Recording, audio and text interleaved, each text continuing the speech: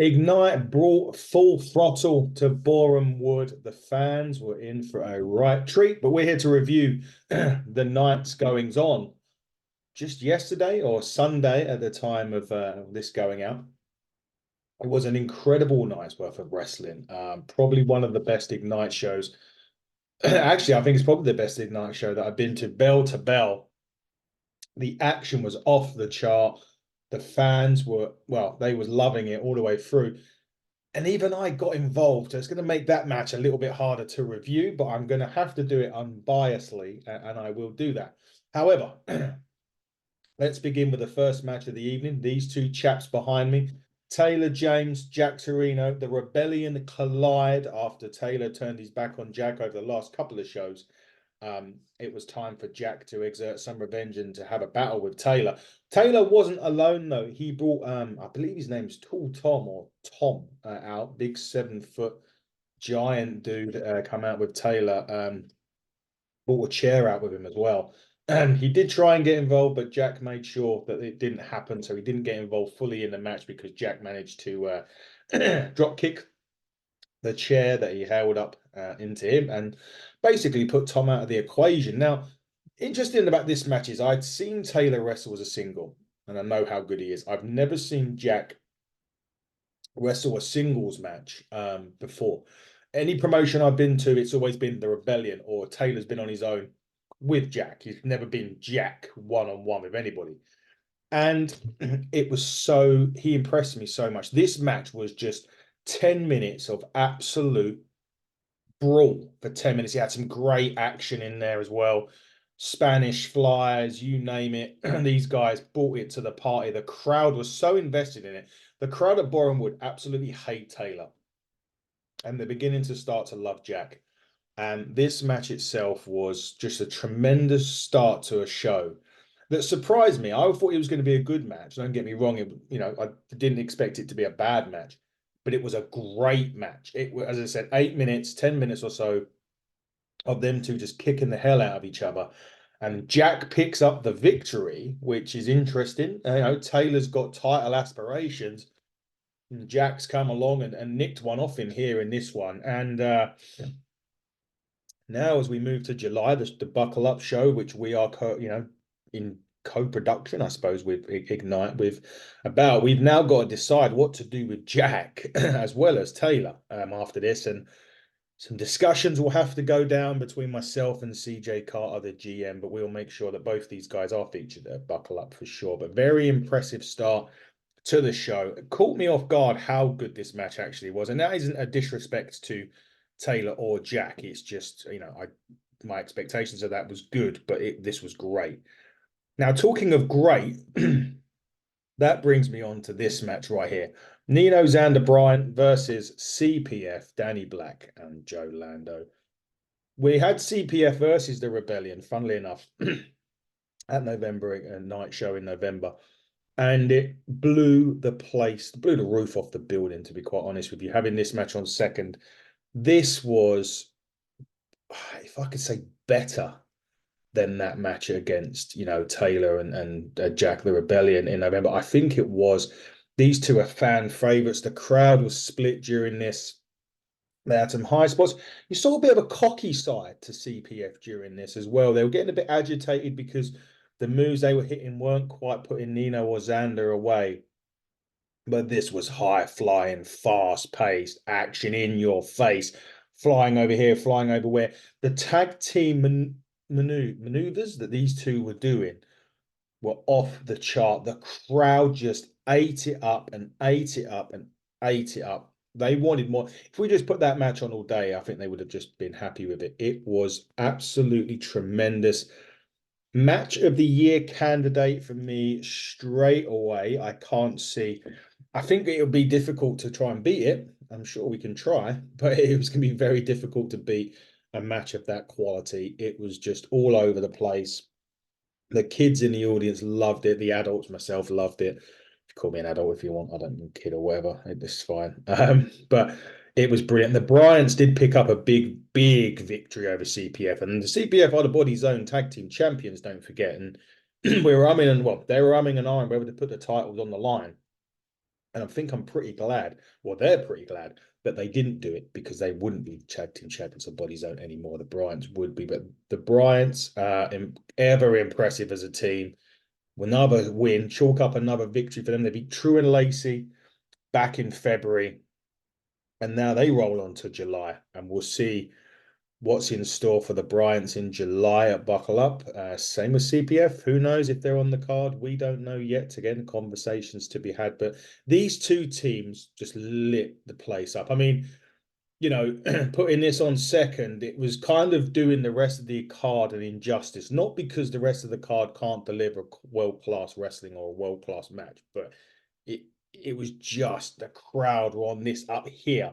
And obviously sometimes the crowd does dip and go into matches, and to try and, because it's just a natural thing over a 3-hour event. You do have peaks and troughs, and Ignite started it up here. It didn't dip much, but after match 2 has hit the roof, how on earth do you go out and how on earth do you top that?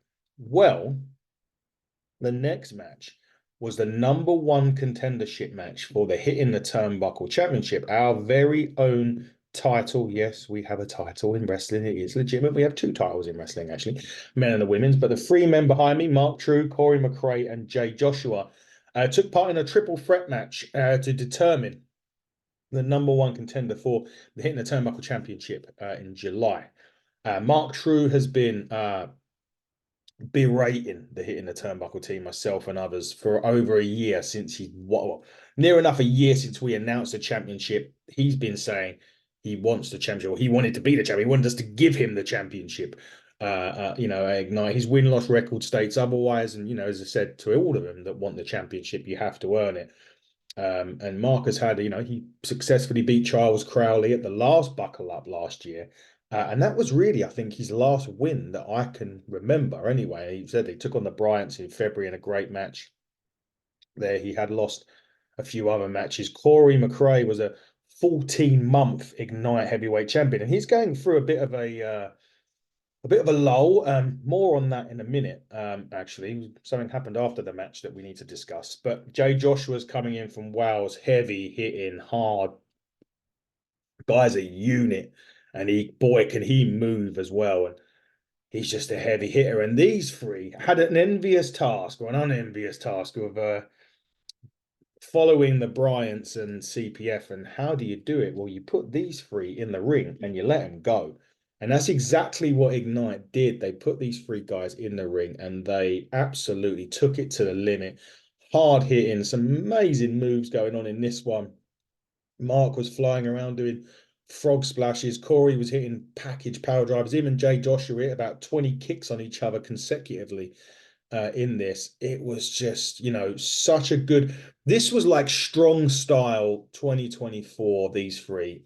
They brought it to each other. It was a fantastic match. Jay Joshua come very close. Corey Mcrae looked like he had the match won.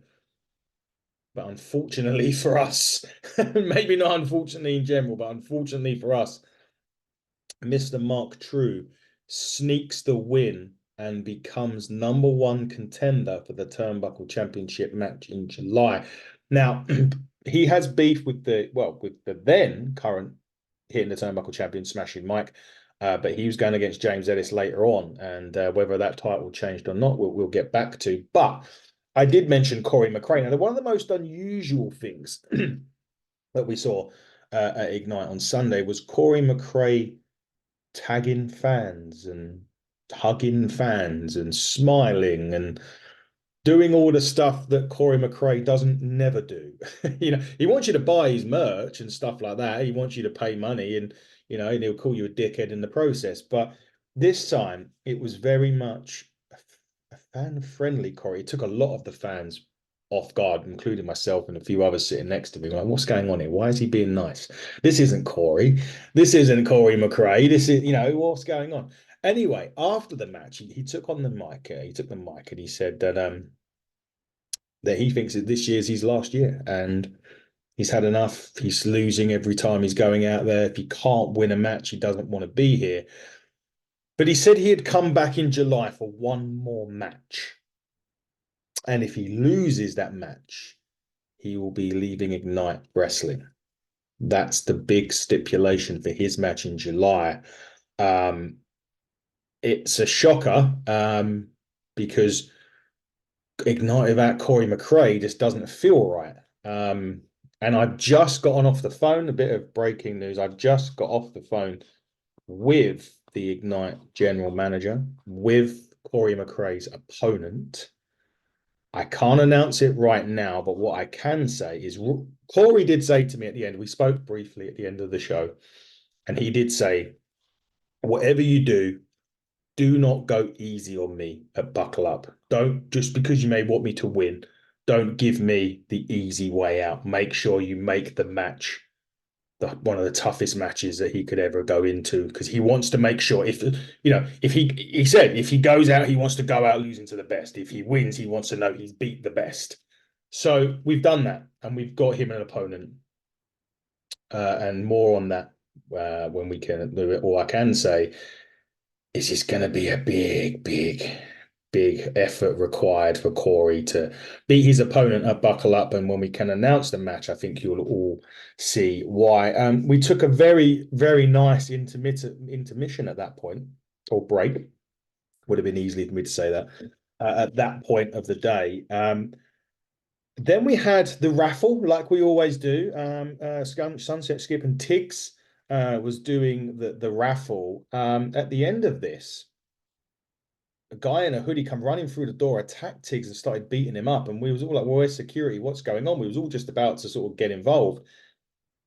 And it was Truman Roswell, a guy that you haven't seen at Ignite for over 2 years, comes out, he attacks Tiggs, he beats him up. He gets on the microphone and he's saying about how it was a conspiracy, how he's never been booked since that day, yada, yada, yada. Have you forgotten about me? Do you even know who I am or what's going on? And then he threatens to take the show hostage in July. So Buckle Up, as I keep mentioning, the joint production between ourselves, a Hitting the Turnbuckle and Ignite Wrestle Pro. He then decides that he's going to say that if he doesn't get booked in July, he's going to take the show hostage. Well, Truman, congratulations. You are being booked in July, so there's no need to take the show hostage. We will announce your opponent or opponents at a later date. So well done for interrupting what was a fantastic show and put a big downer on it. Thank you for that. And good luck at Buckle Up, my friend, because you're going to need it.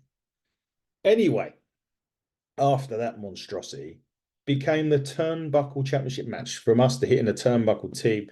So like I said, we've got a title in wrestling. Amazing as it sounds, it was the match right after the interval. Smashing Mike, the champion, against James Ellis, who brought his manager, Big Man Blanche, with him all the way from Brilliance Country, or as everyone else knows it, Wales. Now, this match was controversial, to say the least. All the way through the match, Blanche on the outside of the ring is basically attacking Mike. He's grabbing his foot. He's getting on the ropes. He's doing all unsavory things. And then at one point, Mike is at the top rope. Blanche slides in and protects James Ellis from getting any move hit on him. And at that point, Nick, the referee, basically ejects Blanche from ringside, as a good referee would normally do. The match carries on. Mike hits a satellite DDT, goes for the cover. 1, 2. The ref is pulled out by the returning Blanche. The title is then in the ring. James Ellis hits Mike with the championship. 1, 2, 3. And at this point, the crowd are fuming. As you could imagine, their favorite, the most over guy in Ignite, Smashing Mike, at this stage has dropped the Hitting the Turnbuckle Championship to the Brilliance James Ellis. Cue me sitting in the front row. I go straight up to Nick. I slam my hand down on the Nick, the referee that is, slam my hand down on the mat, explain to him what's going on. He was telling me, look, he could only call what he saw, which is fair. I'm saying that this title is not changing hands this way.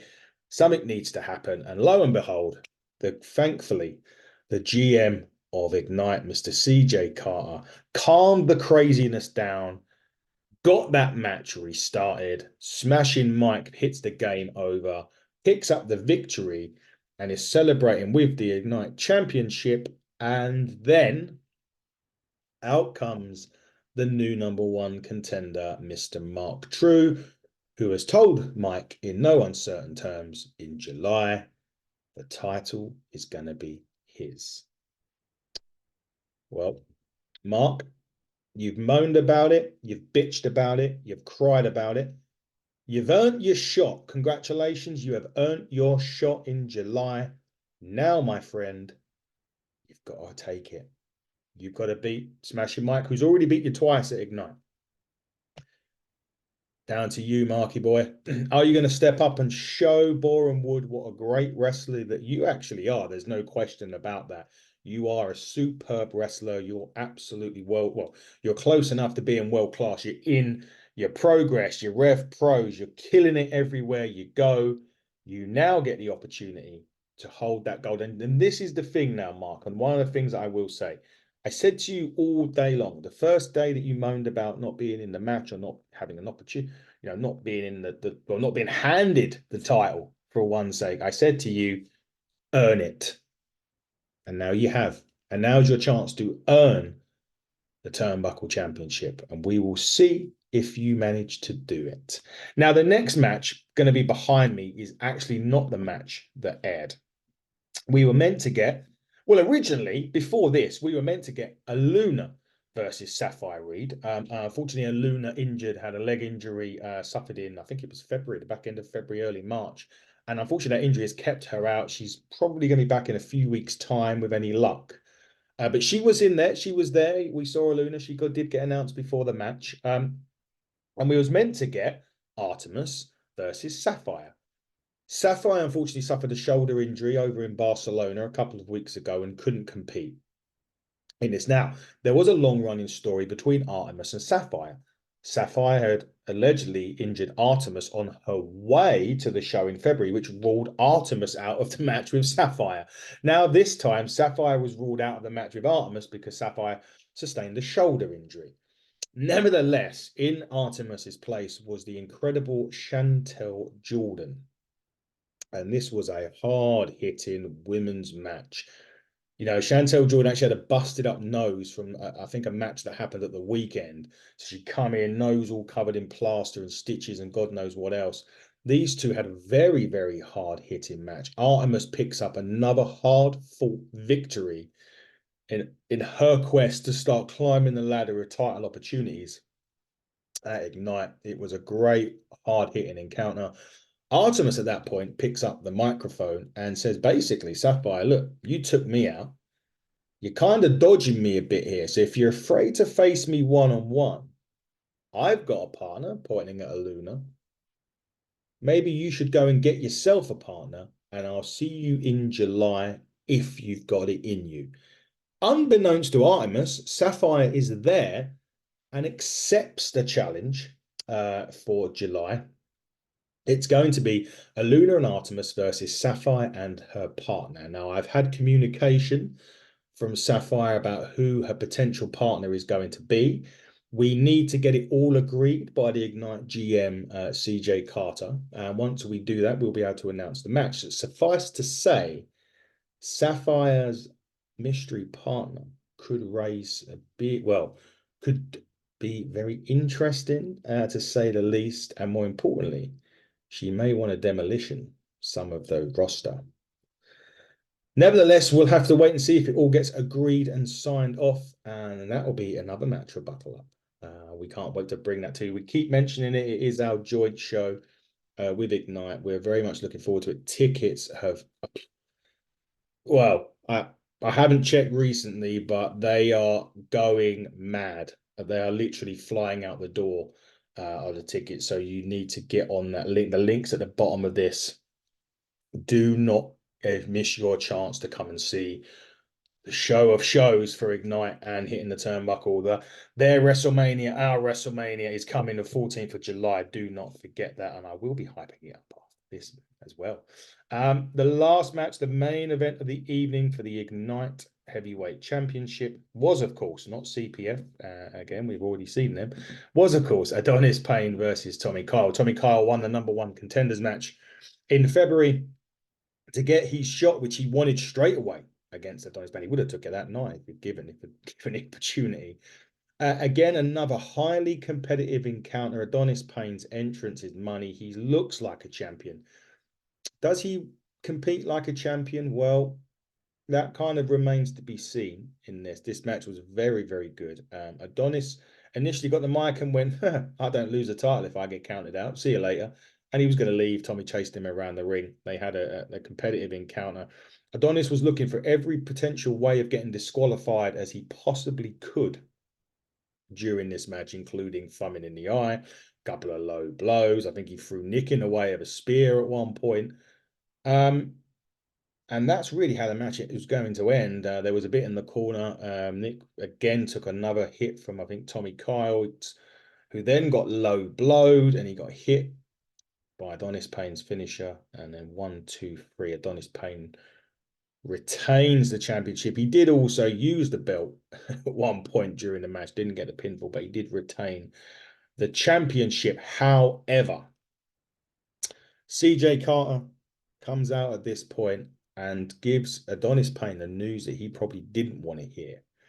Come July, buckle up, 14th of July, Shenley Road. In Boreham Wood, Adonis Payne will be defending the title in a fatal four-way, no disqualification match because he's got away with too much. He's had 2 title defenses and practically cheated his way through them both. So he gets the fatal four-way at Buckle Up. It is Adonis Payne versus Tommy Kyle versus the man that Adonis Payne, well, did win the title off fairly, albeit with a cash-in after he had a match and won the title off of Corey Mcrae. That man being a damn dirty dog, Gene Money. And the choice of the hit in the turnbuckle to complete the fatal four-way match was man like Dries. Yes, the man and the master of the 0121. The lyrical dragon will be the 4th man in the fatal four-way no DQ match to main event Buckle Up on July 14th. Like I already said, tickets are absolutely flying out of the blocks. If you do not get them early, you will miss out. So go to Eventbrite, type in Ignite Buckle Up 2 or Buckle Up 2024. You will see the link. Get your tickets now because with the stuff that we're yet to announce, you will not get a seat. Well, it could even sell out before we've announced some of this stuff. So I would really, really recommend you getting your tickets now. But Ignite put on a sensational show on Sunday with Full Throttle. It was fantastic to be there. Lovely to see the guys as ever. But they'll be back and we'll be back at Shenley Road. Again, remember that date, July the 14th. Buckle Up 2024. Do not miss it. Tickets are on sale now. Get them while you can. But until, well, not until then, because the podcast will be back with loads of stuff between now and July. But until the next Ignite show, everybody, stay safe and good evening.